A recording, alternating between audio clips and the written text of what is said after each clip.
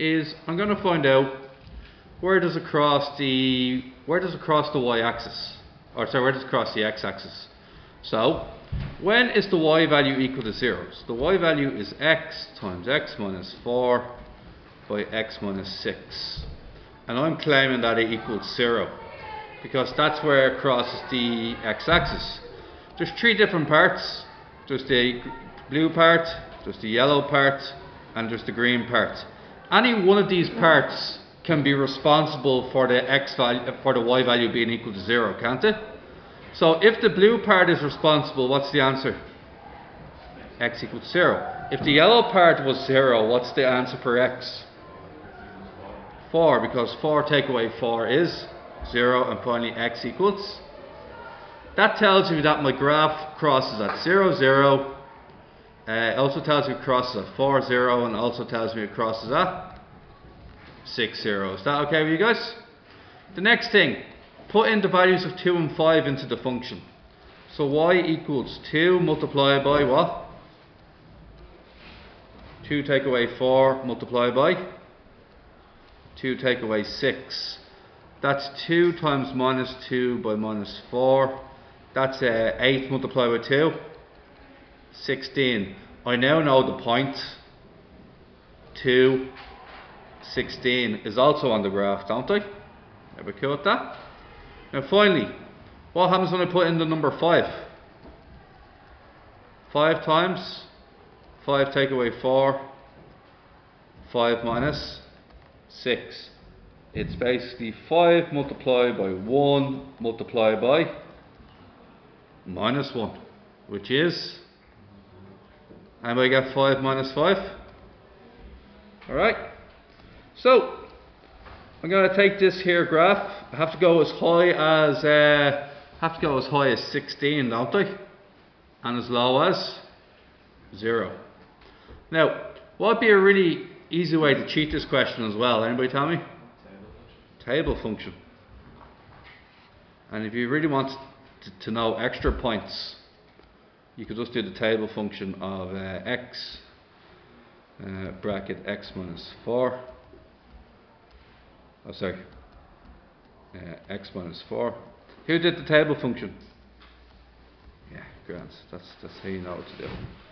X minus 6. Okay.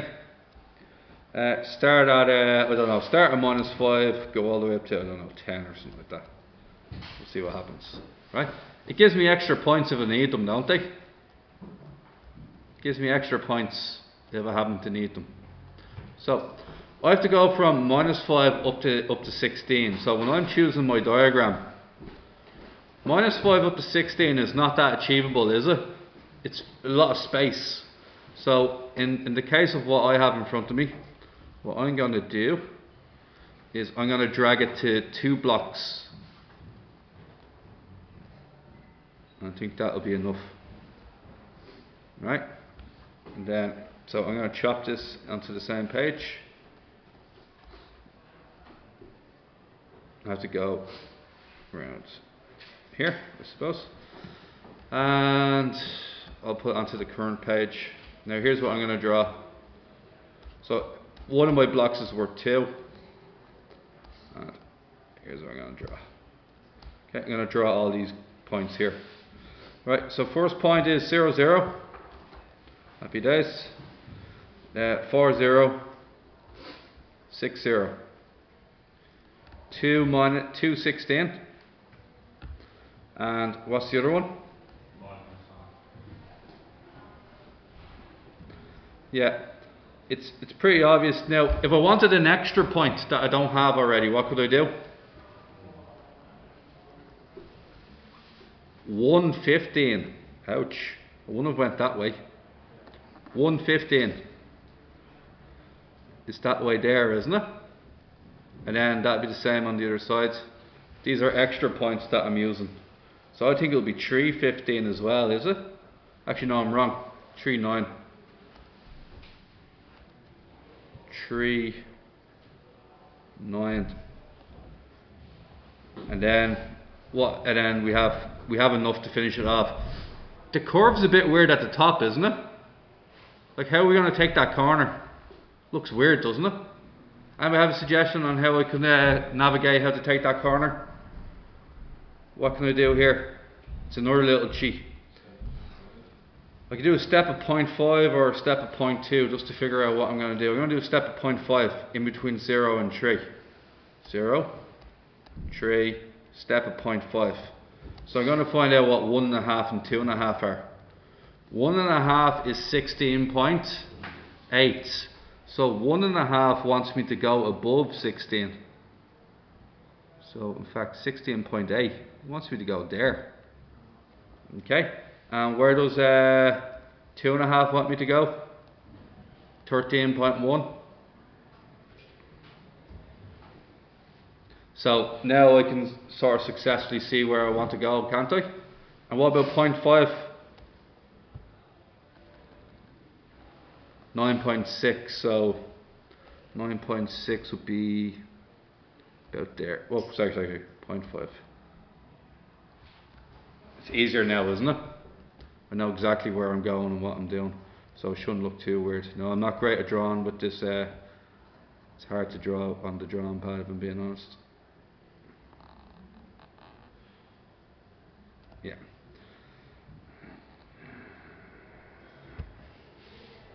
There you go. Somebody get something like that? Did any of you sort of mess up the top one? Did any of you not get it like symmetrical on the top? Where you sort of took a weird corner? Hands up if you did. I'm expecting a lot of you. Yeah, 3 or 4 really good lads actually made that mistake with the corner. So just be careful about that, yeah? You can always put in extra points. Now you wouldn't lose marks, I just wanted to sketch, didn't it? It's not the end of the world. Alright, 7.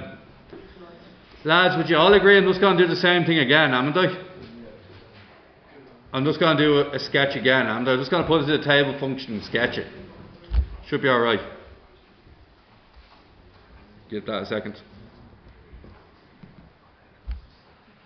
Alright, question 9. The graphs of two functions f of x and g of x are given by the following diagram. F equals a multiplied by gx. So whatever gx is, it's getting multiplied. So what's the best thing to compare here, guys? We did it yesterday. What do we always compare? Look at the two y values. What's going on? Minus 2 gets turned into a plus 4. G of x is the original, and you multiply g of x by a number to get f of x. So what number do you have to multiply it by? If you just multiply it by 2, what would happen? You just double the distance it goes down, so that won't work. So what else do you have to do? You have to multiply it by minus 2. By multiplying it by minus 2, you can find out where it hits the axis. Is that alright? Oh God. Find the equation. Now this is a problem, alright? This is very difficult. How many turning points do you see? Anybody else see 3? We all see 3 turning points? What does that mean? X squared has 1 turning point. X cubes have 2 turning points. Which one has 3 turning points? X to the power of 4. Okay. We definitely know this is an x to the power of 4 equation, okay? Are we cool with that? Now here's the trick. When it touches the axis, see the way it touches it and doesn't go through? See the way it should have 2 roots, but instead it only has 1. X to the power of 4 should have 1, 2, 3, 4. It should have 4 spaces where it cuts through the x axis. But what you notice, it doesn't cut through it, it only touches it. This means you have what is called a repeated root. And a repeated root means the following. It means x equals minus 2 happens twice. X equals minus 1 happens. X equals plus 1 happens twice. Now what do I have to multiply by each other now? That's an x plus 2. That's an x plus 2. That's an x minus 1, and that's an x minus 1. I'm going to multiply the two of these by each other. What do I get? I'm going to multiply the two of these by each other. What do I get? Alright. How many parts in my next answer? Huh? 9 parts. For the love of x4 minus 2x cubed plus 1x squared plus 4x cubed. Anybody get this out? Yeah, I don't video. Did I? Yeah. Oh, I've already recorded this. I think you did it for my life. Doing the same work twice, lads. Is it better this time around? Yeah. Alright, good. Good to know I'm getting better, Queven. Alright, how many x power 4s do I have?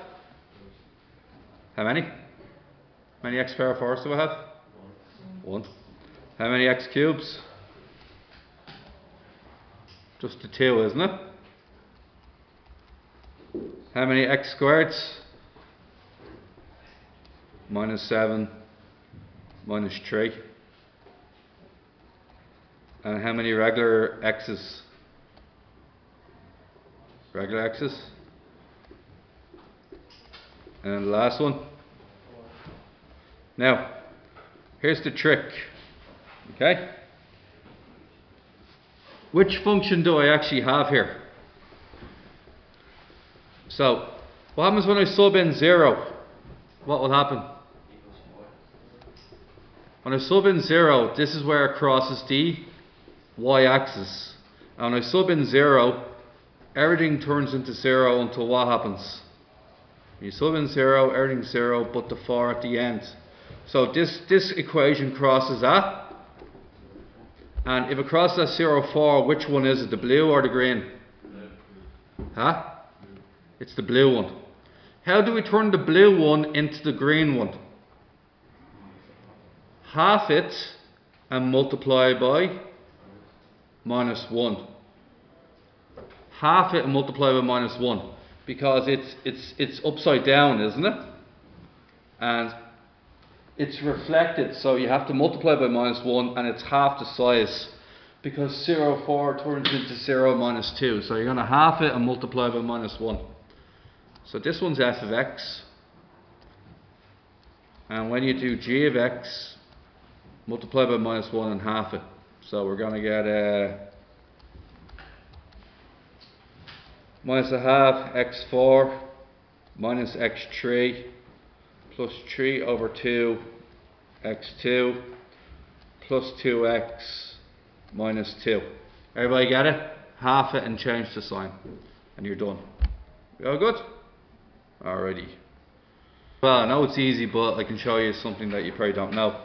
So we have a cubic equation and it gives us the roots.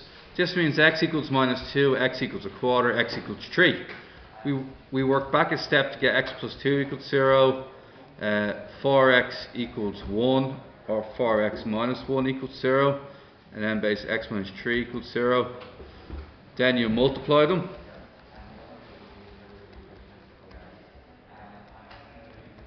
And you can multiply them all out then, can't you? And how many people got this far? I'll see. Now, there is an interesting thing about this question is, okay, then you multiply this by 4x minus 1. Expecting 6 different parts. So, 4x cubed minus x squared minus 4x squared plus 1x minus 24x plus 6. Is that okay?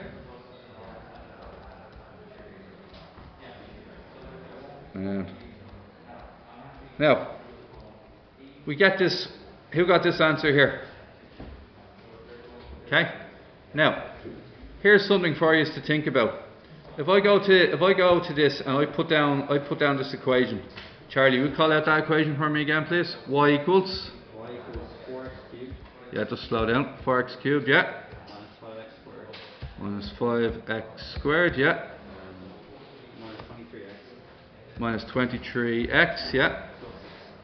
Plus 6. Everybody cool with that? Now, currently you're looking at that graph as it would be drawn, okay? And there it is. So that's how this graph would look like if you drew it. Now I have to make it a bit more compact. Everybody sees it? Now, there is a problem with this question, is that I can have any multiple of this I want. What happens if I multiply everything by 2? Will it still cross at the same 3 points? If I multiply all of that by 2, will it still go through the same 3 points? Okay, the answer is yes. Because if I go back here, see it's minus 2, a half, and 3, wasn't it? Now look what happens if I go back and double this. Alright, the easiest way to double this is to multiply by 2 on the outside. See the way I just doubled the height, but it still goes through exactly the same. The roots are still exactly there. Same. What happens if I half the height? Will it still go through the same thing? So how many different answers could you give there? Infinite, isn't it? You'd never run out of answers that would work for that question. Because any k value you want times that original equation. What about negative answers, lads? What happens if I multiply by negative 2? What would happen to the original? So if I go back a few steps,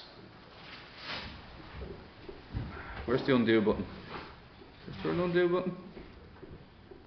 Oh, for God's sake, there's not an undo button. I don't like this new one. Alright, here's your original. Everybody happy with the original?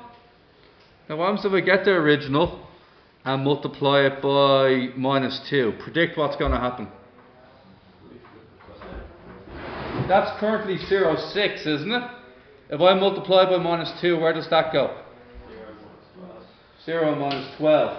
That's 0.20. Sorry, that's minus 120. What happens if I multiply that by minus 2? It goes down to minus 40. Let's find out. Are the roots still the same? Still the same.